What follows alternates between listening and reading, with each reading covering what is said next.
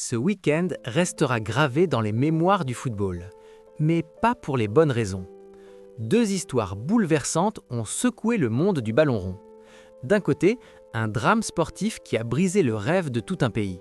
De l'autre, une tragédie humaine qui touche directement une famille du football professionnel. Entre un pénalty raté qui pèsera lourd et un accident de train qui a plongé le football espagnol dans l'angoisse. On va tout vous raconter. Restez jusqu'à la fin. Dimanche soir, à Rabat, toute l'Afrique avait les yeux rivés sur une finale. Maroc contre Sénégal pour le titre de champion d'Afrique. Le Maroc, pays hôte, était ultra favori.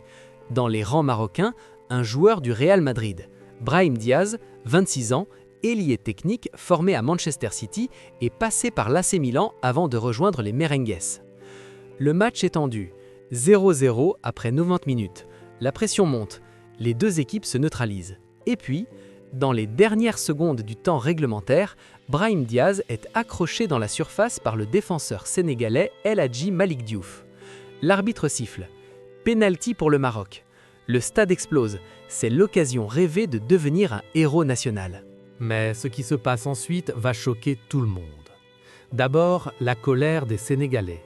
Certains joueurs, révoltés par la décision, quittent carrément le terrain en signe de protestation. L'ambiance devient électrique. Il faut plusieurs minutes pour que le calme revienne et que les joueurs acceptent de reprendre. Brahim Diaz se saisit du ballon. Tout un pays retient son souffle. Et là, il tente une panenka. Vous savez, cette frappe lobée, arrogante, technique, qui nécessite un sang-froid absolu. Mais le gardien sénégalais, Edouard Mendy, ancien de Chelsea, lit parfaitement l'intention. Il reste debout et capte le ballon, presque au ralenti. Pénalty raté. Le stade se fige. Le Maroc vient de laisser passer sa chance. Le match part en prolongation. Les Marocains sont sonnés. Le moral est au plus bas. Et à la 107e minute, Pape Gueye, milieu de Villarreal, inscrit le but de la victoire pour le Sénégal. 1-0, le Sénégal est sacré champion d'Afrique. Le Maroc s'effondre et Brahim Diaz réalise qu'il vient de rater le moment le plus important de sa carrière. Le lendemain, lundi matin, Brahim publie un long message sur Instagram. Et ses mots sont déchirants. « J'ai le cœur brisé. J'ai rêvé de ce titre grâce à tout votre amour. Chaque message, chaque témoignage de soutien qui m'ont fait sentir que je n'étais pas seul. Je me suis battu de toutes mes forces, avec mon cœur avant tout. Hier, j'ai échoué et j'en assume l'entière responsabilité.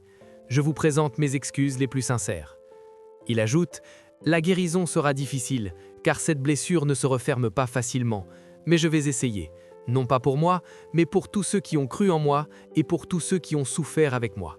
Je continuerai jusqu'à ce qu'un jour je puisse vous rendre tout cet amour et être une source de fierté pour le peuple marocain. » Des mots lourds, des regrets immenses, une culpabilité assumée.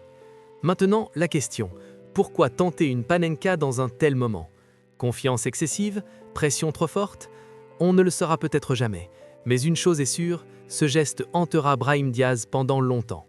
Le football peut être cruel, impitoyable, et parfois, un seul geste efface des mois de travail. Mais le football, c'est aussi une famille. Et parfois, cette famille est touchée par des drames bien plus graves qu'un pénalty raté. Dimanche après-midi, quelques heures avant la finale de la CAN, un accident ferroviaire tragique se produit en Espagne, dans la commune d'Adamus, près de Cordoue. Deux trains entrent en collision, un train Alvia et un train Irio en provenance de Malaga. Le choc est violent, un des trains déraille. Le bilan provisoire fait état de 39 morts et de nombreux blessés. Parmi les personnes portées disparues, le père d'un joueur de Liga. Son nom, David Cordon, 50 ans, ancien footballeur professionnel formé à l'Atlético de Madrid, il a également porté le maillot du Séville FC en tant que latéral gauche. Mais surtout, il est le père de Da Vinci, milieu offensif de Getafe, 24 ans, qui monte en puissance en Liga cette saison. Ce dimanche, David Cordon avait assisté au match Getafe-Valence au Coliseum Alfonso Pérez. Son fils jouait. Il était venu le soutenir. Après le match, il rentre chez lui à Huelva en train. Il monte à bord du train Alvia. Quelques heures plus tard, l'accident. Depuis, il fait partie des personnes portées disparues. Les secours continuent de fouiller les décombres. Les familles attendent dans l'angoisse. Lundi, Da Vinci publie un message poignant sur les réseaux sociaux. Christ, je mets ma foi et ma volonté en toi. Quoi qu'il arrive, je crois en toi et en ton amour éternel. Un message court, mais qui dit tout. La foi, l'espoir, la prière. Getafe, le club, a réagi en demandant du respect et de la prudence concernant les informations liées à cette affaire. Un appel à ne pas spéculer, à laisser les familles vivre ce drame loin des projecteurs. À l'heure où je vous parle, on n'a toujours pas de nouvelles définitives sur le sort de David Cordon. Nous espérons évidemment le meilleur dénouement possible. Cette histoire nous rappelle quelque chose d'essentiel. Le football, c'est avant tout des humains. Des pères qui vont encourager leurs fils, des familles qui vivent pour le ballon rond, des rêves, mais aussi des drames. Da Vinci devait préparer son prochain match de championnat.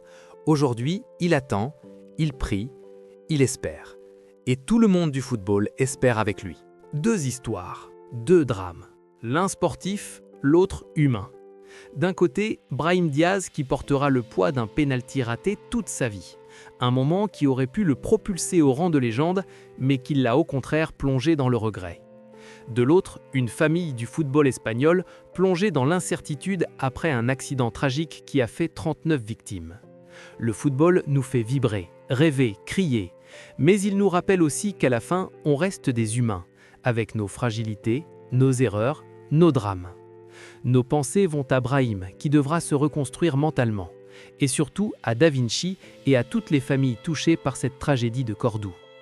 Si cette vidéo vous a touché, n'hésitez pas à la partager. Abonnez-vous pour ne rien rater de l'actualité du football. Et surtout, prenez soin de vos proches, parce qu'au-delà du ballon rond, c'est ça qui compte vraiment. Je vous dis à très bientôt.